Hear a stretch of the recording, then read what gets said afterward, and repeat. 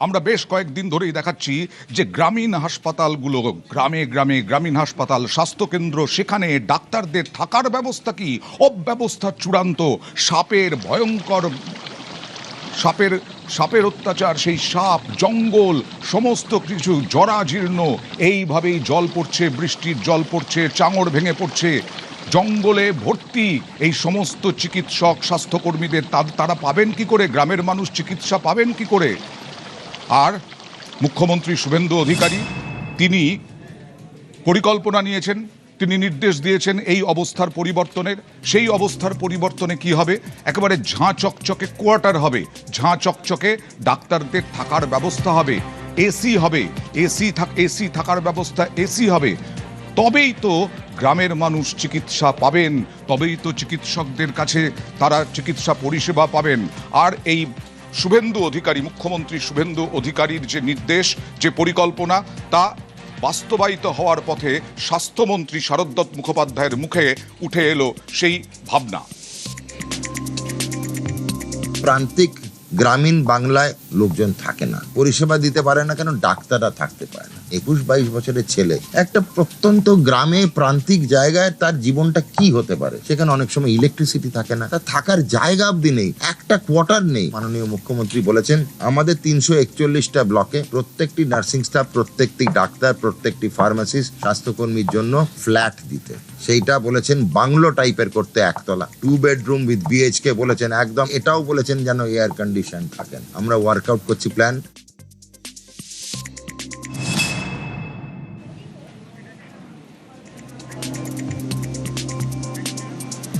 ডাক্তারদের আবাসে ফিরবে স্বাস্থ্যকর্মীদের স্বাচ্ছন্দ্য দিতে উদ্যোগী রাজ্য সরকার। কারণ গ্রামের মানুষই তো বেশি এ রাজ্যে। সেই গ্রামের মানুষ জরুরি ভিত্তিতে পরিষেবা পান না, কারণ ডাক্তাররা অনেক দূরে থাকেন, অনেক দূরে ভাড়া নিয়ে থাকতে হয়। যেখানে স্বাস্থ্যকেন্দ্র, আপনাদের এর আগেও দেখিয়েছি, স্বাস্থ্যকেন্দ্রের পাশে যে কোয়ার্টার, সেই কোয়ার্টারগুলি সুস্থ মানুষও থাকতে পারবেন না, অসুস্থ মানুষও থাকতে পারবেন না, কোনো পাগলও থাকতে পারে না ওখানে। এই রকম পরিস্থিতিতে ডাক্তারদের আবাসে এবার চেঞ্জ আসছে। এবার দেখুন, পরপর দেখাচ্ছি আমরা। আজকে দেখাবো গোসাবার ছবি। প্রান্তিক গ্রামীণ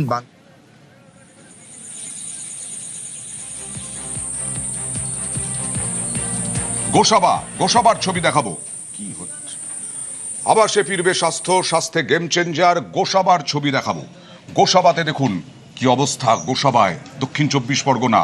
আবার বলছি, এই বাড়িতে কখনো কোনো সুস্থ মানুষ বসবাস করতে পারেন?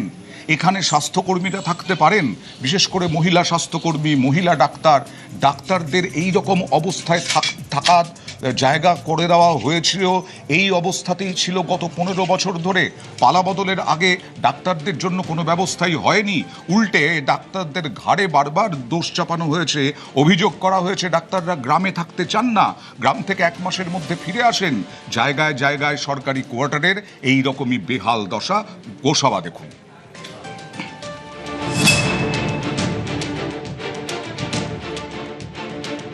কোয়ার্টারগুলো আপনি দেখতে পাচ্ছেন, কোয়ার্টারগুলো ভাঙা আছে সব। এই মশারি লেগে ঘুমাই, সাপ টাপ বেরোয় না। কোয়ার্টার করে দিলে খুব ভালো, কোয়ার্টার করলে ভালো করে থাকা যাবে। অনেকগুলো কোয়ার্টার আছে, শুধু এরকমই অবস্থা সব। গোসাবার যে হসপিটালে যে চাঙড় ভেঙে পড়ার যে বিষয়টা আছে, এটা দুটো কারণ। একটা, যখন বিল্ডিং নির্মাণ হয়েছিল সেই সময় সঠিক মেটেরিয়াল দিয়ে করেনি। আর বিল্ডিং নির্মাণ তাদের তো সময় হয়েছে, কারা রক্ষণাবেক্ষণ এর আগে ছিল, তারা এর জন্য দায়িত্ব তাদের।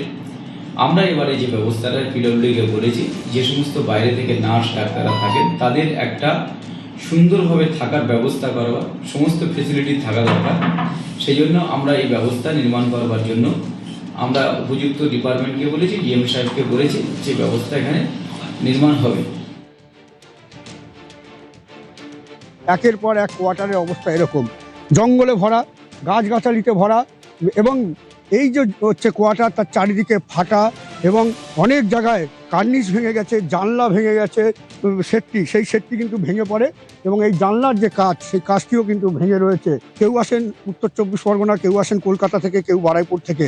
অতএব এই সব কোয়ার্টারে দেখাবো, এই সব কোয়ার্টারে কিন্তু তাদের থাকতে হয়। একদিকে সাপের উপদ্রব, অন্যদিকে ভাঙাচোরা কোয়ার্টার। শুধু তাই নয়, যখন তখন চাঙড় ভেঙে পড়ছে, রাতে বিরাতে বেরোতে গেলে সাপের কামড়ের ভয়, এবং সেই সব কোয়ার্টারে কিন্তু তাদের থাকতে হয়। এবার হরিপালের ছবি দেখাবো, হুগলির হরিপাল। দেখুন দেখুন ছবি দেখুন, বাতিস্তম্ভ ভেঙে আছে, দরজা জানলার কি অবস্থা, কোয়ার্টারে ভর্তি আগাছা, জঙ্গলে ভর্তি। অভয়ারণ্যে বেড়াতে আসবেন নাকি স্বাস্থ্যকর্মীরা, ডাক্তাররা? এখানে থাকতে পারবেন? 15 বছর ধরে উন্নয়নের এই হচ্ছে পরিচয়, উন্নয়নের এই হচ্ছে দৃষ্টান্ত। জরাজীর্ণ ঘরে আতঙ্কের প্রহর গুনতেন চিকিৎসকরা। দুষ্কৃতি, সাপ সবেরই একেবারে রমরমা, লাইট নেই ঠিক মতো। এখানে থাকবেন, তারপরে গ্রামের মানুষকে পরিষেবা দেবেন। গ্রামের মানুষ জরুরি ভিত্তিতে কোনো অ্যাক্সিডেন্ট, কোনো প্রসূতি হঠাৎ করে যদি যান রাত্রিবেলা, ডাক্তারকে পাবেন না, কারণ ডাক্তার কয়েক কিলোমিটার দূরে বাধ্য হয়ে ঘর ভাড়া নেন। দেখুন কি অবস্থা, কি পরিস্থিতি। জঙ্গলে ভর্তি, সাপখোপের আড্ডা, এখানে মানুষ থাকার মতো কোনো পরিবেশ নেই, তাই জন্য মানুষ এখানে কোনো পরিবেশে থাকতে পারে না। স্বাস্থ্যকর্মীরা আজকে এখানে যদি না থাকতে পারে, তাহলে পরিবেশটা সেভাবে ভালোভাবে দিতে পারছে না।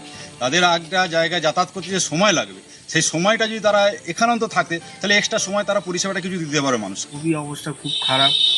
ডাক্তার নার্সেরা যদি কাছে থাকতে পারে পেশেন্টের কাছাকাছি, তাহলে পেশেন্টরা অনেক পরিষেবাটা পাওয়া যায় দ্রুত। তারাই আসতে অনেক দূর থেকে আসতে মানে অর্ধেক সময় মানুষের অনেক সময় ব্যয় হয়ে যাচ্ছে। বিগত দিনে সরকার এই সমস্ত যে স্বাস্থ্যকর্মীদের আবাসনগুলো দিকে কোনো রক্ষণাবেক্ষণ করেনি, কোনো নজরদারি হয়নি, যার ফলে এই যে আবাসনগুলো হয়ে গেছে, সেই আবাসনগুলোতে শ্যাওলা জমেছে, গাছপালা হয়েছে, বট গাছের শিকড় পর্যন্ত বেরিয়ে গেছে। সমস্ত আবাসনের যে ঘর কোয়ার্টার, সেগুলো কিন্তু বন্ধ রয়েছে। ফলে স্বাস্থ্যকর্মীরা কোয়ার্টারে তারা থাকার উপযুক্ত মনে করছে না। যে স্বাস্থ্য পরিষেবা যে দেবে তারা, যে মানে হাসপাতালে এসে সেই স্বাস্থ্য পরিষেবাটা সেই সমস্ত স্বাস্থ্যকর্মীদের কাছে অস্বাস্থ্যকর পরিবেশে হয়েছে এই সমস্ত যে স্বাস্থ্য কর্মীদের আবাসনগুলো।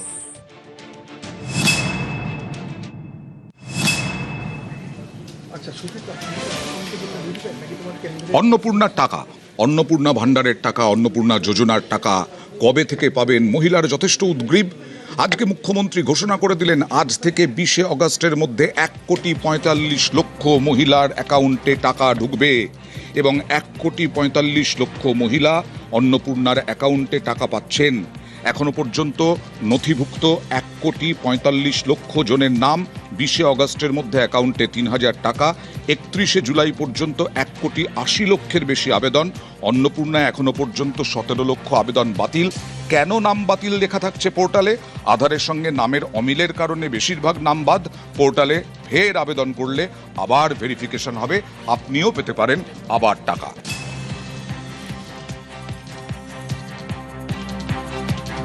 জুন মাসে 28 লক্ষ মহিলাকে আমরা 3,000 টাকা করে দিয়েছিলাম। পরের মাসে 1,19,00,000 মহিলাকে আমরা 3,000 টাকা করে দিয়েছিলাম।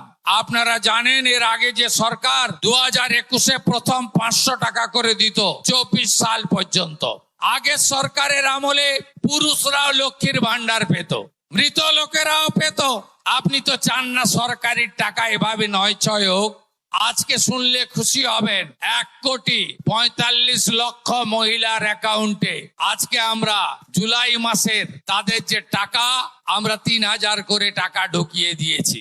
যারা 10 জুলাই পর্যন্ত আবেদন করেছেন, আর 31 জুলাই পর্যন্ত পোর্টাল খোলা ছিল। এই 20 দিনের জন্য আর ঝাড়াই বাছাই করতে আর কয়েকটা দিন লাগবে, হয়তো আরো কিছু সংখ্যা বাড়বে। 1,80,00,000 মহিলা আবেদন করেছিলেন। মুখ্যমন্ত্রী শুভেন্দু অধিকারীর ঘোষণা অনুযায়ী আজ 17 আগস্ট থেকে রাজ্যের মহিলাদের অ্যাকাউন্টে ঢুকতে শুরু করেছে অন্নপূর্ণা যোজনার 3,000 টাকা। গত 10 জুলাই পর্যন্ত রাজ্যের 1,80,00,000 মহিলার আবেদনকারীর মধ্যে ইতিমধ্যেই 1,62,00,000 মহিলার আবেদন যাচাই করা হয়েছে, যার মধ্যে 1,45,00,000 মহিলা যোগ্য হিসেবে বিবেচিত হয়েছে এবং যাদের অ্যাকাউন্টে আজ 17 আগস্ট থেকে আগামী 20 আগস্টের মধ্যেই পৌঁছে যাবে অন্নপূর্ণা ভান্ডারের বা অন্নপূর্ণা যোজনার 3,000 টাকা। কিন্তু যারা পেলেন না বা যারা কেন পেলেন না সে বিষয়েও উত্তর জানতে তারা সরকারের আধিকারিকদের কাছে আবেদন করতে পারবেন অন্নপূর্ণা যোজনার পোর্টালের মাধ্যমে আবেদনের মারফত। এবং আগামী দিনে গত 11 জুলাইয়ের পর থেকে আজকের দিন পর্যন্ত যারা অন্নপূর্ণা যোজনার জন্য আবেদন করেছেন তাদের আবেদন যাচাইয়ের কাজ শেষ হবে আগামী 30 সেপ্টেম্বরের মধ্যে, আর তারপরেই প্রত্যেকটি মহিলার অ্যাকাউন্টেই পৌঁছাবে 3,000 টাকা। কোনো বিভ্রান্তির জায়গা নেই, ছড়ানো যাবে না ভুল খবর, এমনটাই জানিয়ে দিলেন সুমনা সরকার, রাজ্য স্বাস্থ্য দপ্তরের প্রতিমন্ত্রী। এছাড়াও রাজ্যের প্রত্যেকটি যোগ্য মহিলার অ্যাকাউন্টেই পৌঁছাবে 3,000 টাকা অন্নপূর্ণা যোজনা মারফত, এমনটাই নিশ্চিত বার্তা দিলেন রাজ্যের সরকারের তরফ থেকে যারা প্রতিনিধি রয়েছেন তারা। ক্যামেরায় সুব্রতের সঙ্গে সুস্মিতা, নিউজ 18 বাংলা, কলকাতা। এক নজরে মহিলাদের জন্য কত টাকা খরচ করছে রাজ্য সরকার এক নজরে গ্রাফিক্যাল প্রেজেন্টেশনের মাধ্যমে দেখে নিন। কন্যারত্ন 20,13,000, বছরে 2,000 টাকা, মোট খরচ 40,26,00,000 টাকা। মহিলাদের জন্য কত খরচ? অন্নপূর্ণা যোজনা 1,50,00,000, প্রতি মাসে 3,000 টাকা করে, তাহলে কত দাঁড়ায়? বছরে খরচ 54,000 কোটি টাকা। কন্যারত্ন, অন্নপূর্ণা যোজনা এবং এই দুটো মিলিয়ে 40,26,00,000 টাকা আর 54,000 কোটি টাকা, মোট 54,40,26,00,000 টাকা।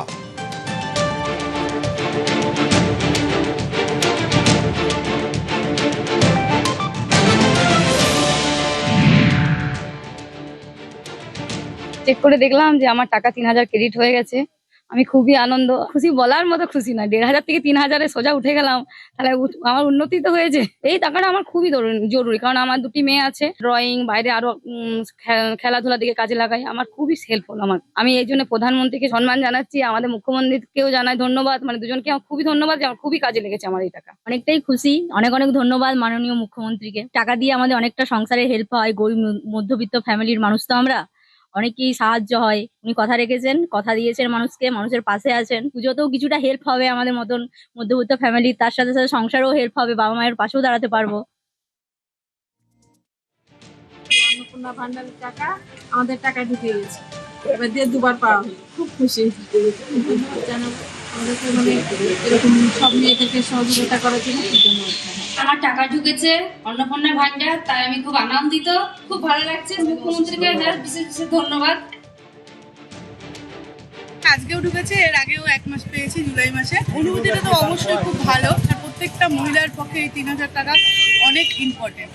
নিজস্ব অনেক প্রয়োজন থাকে, তারপরে তো সংসারে লোন টোন তো থাকেই, সেগুলো তো পেছনে লাগে। খুব ভালো, আর যেভাবে কাজ করছে এগিয়ে চলুক। মানে খুবই খুশি হয়েছি, প্লাস সব থেকে বড় কথা আমরা শান্তিতে আছি, টাকার থেকেও বড়।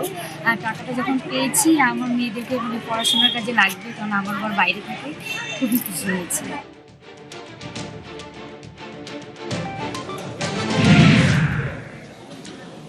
আর নিজেকেই আজকে চ্যালেঞ্জ ছুড়লেন মুখ্যমন্ত্রী শুভেন্দু অধিকারী। তিনি পরীক্ষায় বসতে চান সাধারণ মানুষের কাছে, রাজ্যের মানুষের কাছে, এবং তিনি বললেন যে আগামী বছর 9 মে তিনি পরীক্ষা দিতে চান।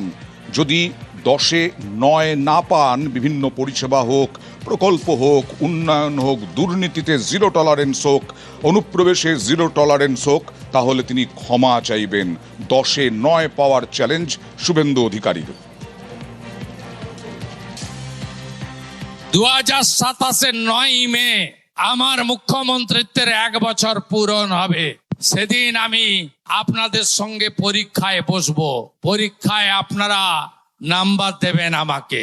আমি যদি 10-এর মধ্যে 9 না পাই, তাহলে আপনাদের কাছে আমি ক্ষমা স্বীকার করে নেব যে না, আমি পারলাম না। আপনারাই বলবেন যে না, ভুল লোককে ঠিক করিনি, সঠিক লোককে সঠিক দলকে দিয়েছি। বিশ্বাস ভরসা রাখুন, সময় দিন, কেন্দ্র রাজ্য একসঙ্গে মিলে আপনাদের কল্যাণের কাজ করব। পুরুলিয়া মানেই সুখা জেলা। সেই পুরুলিয়া সুখা জেলাতে জলকষ্ট আমরা বহুদিন ধরে দেখছি। এবার সেই পুরুলিয়াতেই 9টা ব্লকে পরিশ্রুত পানীয় জল পাবেন 9টা ব্লকের সাধারণ মানুষ, স্থানীয় বাসিন্দা। 1173 কোটি টাকার প্রকল্প জাইকার জল প্রকল্পের সূচনায় মুখ্যমন্ত্রী, মানবাজারে জল প্রকল্পের উদ্বোধনী অনুষ্ঠান। এই প্রকল্পের সুবিধে পাবেন পুরুলিয়ার 29 লক্ষ বাসিন্দা।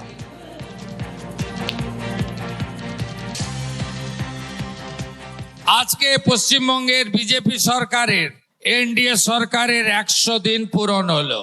আর আজকেই আমরা আপনাদের পুরুলিয়ার দীর্ঘদিনের দাবি, আমরা স্বাধীনতার 80তম বর্ষ পালন করলাম, আর পুরুলিয়া বাঁকুড়াতে পানীয় জল এলো না, এ জিনিস আমাদের যন্ত্রণায় ছিল।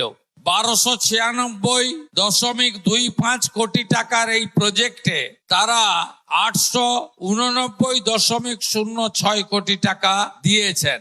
5টি development block, Barabazar, Manbazar 1, Manbazar Purulia 1, Puncha, ARSA এবং পুরুলিয়ার পৌর এলাকা, মোট 87,271টি পরিবার, 458টি মৌজা, 8,13,000 মানুষ, তাদের বাড়িতে দৈনিক জনপ্রতি 70 লিটার পরিশুদ্ধ পানীয় জল পৌঁছে দেওয়া হবে এই প্রজেক্টের মধ্য দিয়ে। আমরা ধীরে ধীরে পুরুলিয়া বাঁকুড়ার, পশ্চিম বর্ধমানের এই জল কষ্ট দূর করার জন্য সরকার অঙ্গীকারবদ্ধ। এখন তো এই জল প্রকল্পে শিলান্যাস হলো, এবার কি আশার আলো দেখছেন? হ্যাঁ, এখন পাবো। এখন পাবেন? হ্যাঁ, পড়ছে। আগে জল পেতাম না, এখন পাচ্ছি। এবার তো জল কষ্ট মিটবে বলছে, আশা করছেন তো? হ্যাঁ, এতদিনের জলকষ্ট এবার মিটতে চলেছে পুরুলিয়া জেলায়। তার কারণ বহু প্রতীক্ষিত জাইকা জল প্রকল্পের আনুষ্ঠানিক উদ্বোধন আজ করে গেলেন মুখ্যমন্ত্রী শুভেন্দু অধিকারী। এর মাধ্যমে প্রাথমিকভাবে পুরুলিয়ার 5টি ব্লকের কয়েক লক্ষ পরিবার উপকৃত হতে চলেছেন। অর্থাৎ এই জাইকা জল প্রকল্পের সরাসরি পরিষেবা এবার নলবাহিত জলের মাধ্যমে বাড়িতে বাড়িতে পৌঁছে যাচ্ছে। মূলত পুরুলিয়া জেলার যে অঞ্চলগুলি বা যে ব্লকগুলিতে ভূগর্ভস্থ জল পাওয়ায় সমস্যা রয়েছে, সেই ব্লকগুলিতেই এই জাইকা জল প্রকল্পের মাধ্যমে নলবাহিত জল বাড়িতে বাড়িতে পৌঁছে দেওয়ার উদ্যোগ নেওয়া হয়েছে। আজ থেকেই এই প্রকল্প বাস্তবায়ন হয়ে গেল। ক্যামেরায় খোকন দাসের সঙ্গে সোমরাজ বন্দ্যোপাধ্যায়, নিউজ 18 বাংলা, পুরুলিয়া। 6 মাস সময় নিয়ে গ্রামের উন্নয়নে বড়সড় ঝাঁকুনি মুখ্যমন্ত্রী শুভেন্দু অধিকারীর। প্রত্যেক পঞ্চায়েতের জন্য 50 লক্ষ টাকা করে দেওয়া হবে উন্নয়নের জন্য, গ্রামের উন্নয়নের জন্য। কিভাবে দেওয়া হবে দেখুন। 125 দিনের কাজ আপনারা পাবেন। নতুন জব কার্ড হবে। বিকশিত ভারত জি রামজি। আমরা আগামী 6 মাস 12,000 কোটি টাকার কাজ করব। প্রত্যেকটি গ্রাম পঞ্চায়েতে 50 লক্ষ টাকার করে কাজ হবে এক একটা জিপিতে। আর আপনি 125 দিনের কাজ পাবেন। 125 গুণিতক 300 টাকা, 34,500 টাকা করে আপনাদের অ্যাকাউন্টে আমরা ঢোকাবো। পুরনো জব কার্ড যারা আছে তারা তো পাবেনই, নতুন জব কার্ড করার সুযোগ আছে।